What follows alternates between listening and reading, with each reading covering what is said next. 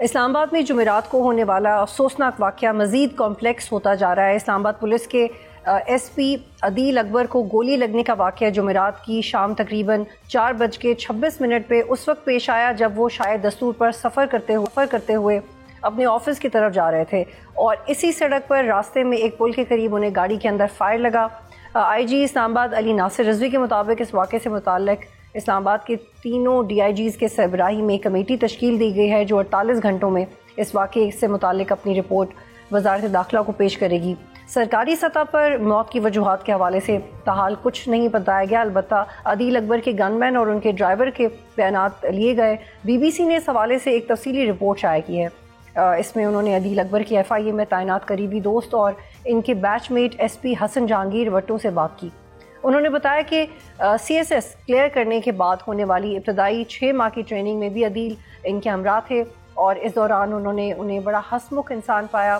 حسن جہانگیر کے مطابق ان کے عدیل اکبر سے آخری ملاقات 2 دن پہلے ہوئی تھی، جس میں 3-4 گھنٹے تک وہ بہت کیجول ماحول میں ایک دوسرے سے بات کرتے رہے۔ عدیل اکبر کی موت کے بعد کل ان کا فل برائٹ اسکالرشپ کا ایک لیٹر سامنے آیا۔ آج ان کی ایک میڈیکل رپورٹ بھی سامنے آئی جس میں ڈینگی کی تصدیق ہوئی۔ عدیل اکبر کی جانب سے لکھا گیا ایک لیو اپلیکیشن لیٹر بھی سامنے آیا ہے جس میں انہوں نے 20 سے 22 اکتوبر تک چھٹی کی درخواست کی تھی۔ انہوں نے اتنا بڑا قدم کیوں اٹھایا؟ سرکاری افسران کن مسائل سے گزرے ہوتے ہیں؟ کیا اعلیٰ افسران کی طرف سے کوئی دباؤ بھی ہوتا ہے؟ اس حوالے سے تفصیل سے بات کرنے کے لیے مجھے طاہر عالم صاحب جوائن کر رہے ہیں جو سابق آئی جی اسلام آباد پولیس ہیں۔ بہت شکریہ طاہر صاحب، آپ پروگرام میں جوائن کر رہے ہیں۔ آپ نے کیس فالو کیا ہوگا، ایک ینگ برائٹ آفیسر جس نے آگے اس ملک کو سرو کرنا تھا، کیوں اتنا بڑا قدم اٹھانے پہ مجبور ہوا ہوگا؟ یہ نوجوان جو ہے، مجھے یہ شرف حاصل ہے کہ میں نے اسے پڑھایا ہے۔ میں نے 6 ماہ کی جو بیسک ٹریننگ ہوتی ہے پولیس کی، اے ایس پیز کی، اس میں میرا شاگرد رہا ہے۔ بڑا ہونہار طالب علم تھا، کم گو تھا، اور کلاس میں سب سے فرسٹ تھا پڑھائی میں اور سب چیزوں میں، اور یہ ٹاپر تھا اپنے بیچ کا۔ اور میں سوچ بھی نہیں سکتا تھا کہ ایسا لڑکا جو ہے وہ اس طرح کا قدم اٹھا سکتا ہے۔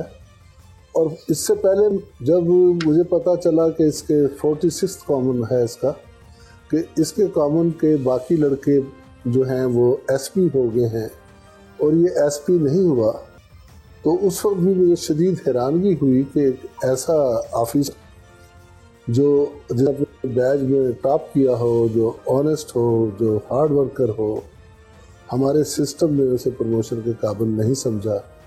بلوچستان میں رہا شروع سے اے ایس پی کے دور سے، اور بلوچستان میں بھی اس پر کوئی شاید اس نے وہاں احکامات نہیں مانے ہوں گے، احکامات نہ ماننے سے مراد ناجائز احکامات نہیں مانے ہوں گے، تو اس کی وجہ سے یہ 1 سال تک پروموٹ نہیں ہوا۔ پھر یہ بلوچستان میں ٹینیور ختم ہونے کے بھی 1 سال بعد وہاں سے واپس آیا، اسلام آباد آیا اور لگا پروموٹ ہوا۔ تو اور پھر انتہائی حیرانگی ہوئی کہ اس نے خودکشی کری، اور اس خودکشی میں سمجھتا ہوں کہ ہمارا جو ایف پی ایس سی ہے، فیڈرل پبلک سروس کمیشن، اس کے کردار پر بھی سوالیہ نشان اٹھتا ہے کہ وہ جب جو سلیکٹ کرتے ہیں مختلف سروسز کے لیے، عام سروسز جنہوں نے جا کے ملک چلانا ہوتا ہے، تو ویسے تو کہنے کے تو وہ ان کا سائیکولوجیکل ٹیسٹ یا سائیکو میٹرک ٹیسٹ لیتے ہیں، لیکن یہ خاک ٹیسٹ ہے کہ آپ کو یہ نہیں پتہ چل رہا کہ ایک ایسا شخص ہے جس میں خودکشی کا ٹرینڈ ہے اور آپ اس کو سلیکٹ کر رہے ہیں۔ اور نمبر 2، یہ جو میرے علم میں آیا ہے وہ یہ ہے کہ عدیل صاحب دلچسپی رکھتے تھے پی ایس سروس میں، ڈی ایم جی سروس میں، اور جس طرح انہوں نے پولیس میں ٹاپ کیا تو ان کو ڈی ایم جی سروس میں بھی بھیجا جا سکتا تھا، لیکن فیڈرل پبلک کمیشن نے انہیں پولیس میں بھیجا۔ تو یہ فیڈرل پبلک سروس کمیشن کے لیے بہت بڑا لمحہ فکریہ ہے، اسے اپنے سائیکالوجیکل یا سائیکو میٹرک ٹیسٹ پر نظر ثانی کرنی ہوگی اور اس کو بہتر کرنا ہوگا۔ تاکہ رائٹ آدمی رائٹ کے لیے سلیکٹ ہو، اور ایسے لوگ جو بے شک بہت ذہین کیوں نہ ہوں، بہت پڑھے لکھے کیوں نہ ہوں، وہ ایسی پوسٹوں پر نہ آ سکیں کہ خودکشی جیسا اقدام اٹھا لیں۔ بہت اہم نقطہ ہے، انفیکٹ یہ آگاہی ہے جو آپ نے سب دی ہے۔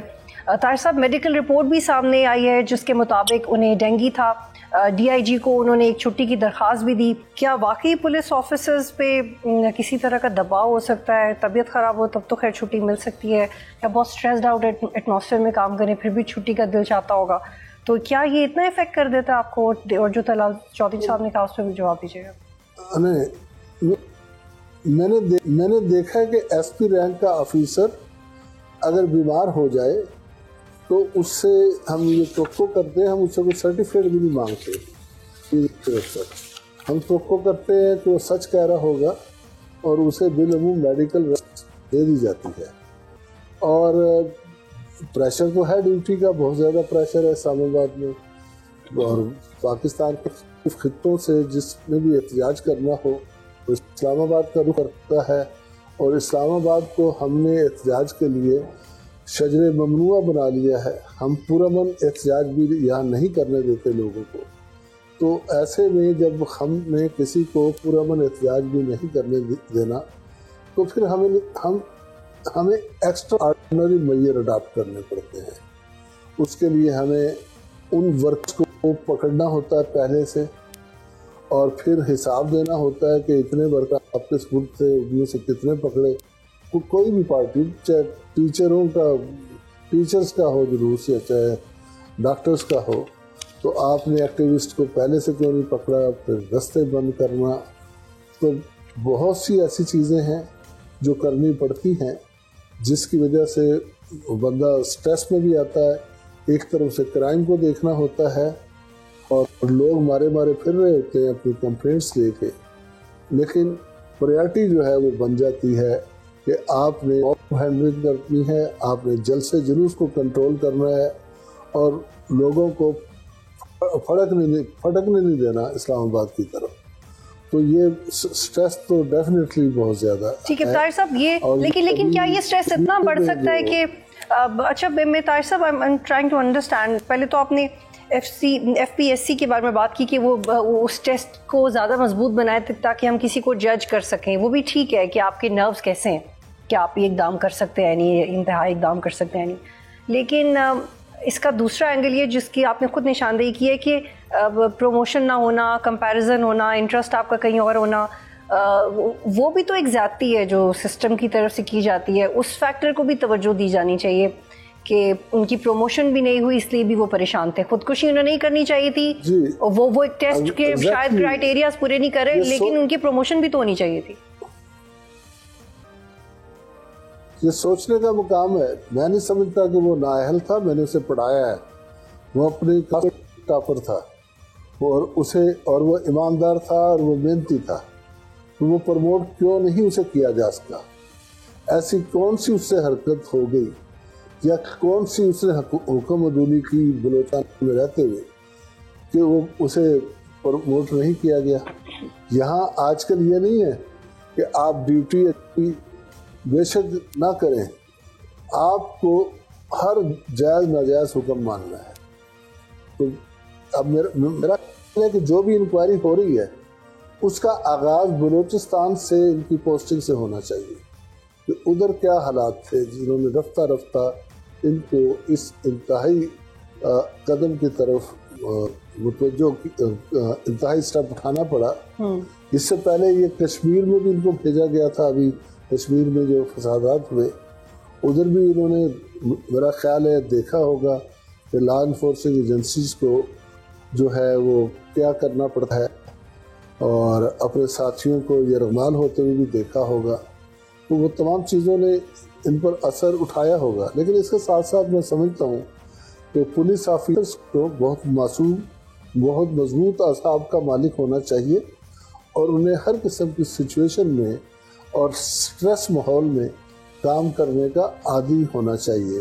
اس کے علاوہ میں ایک اور بات کہوں گا کہ یہ نہیں کہ ایک مرتبہ جب آپ کسی کو سروس میں ریکروٹ کرتے ہیں یا اپائنٹ کرتے ہیں اس وقت اس کا سائیکومیٹرک ٹیسٹ ہو.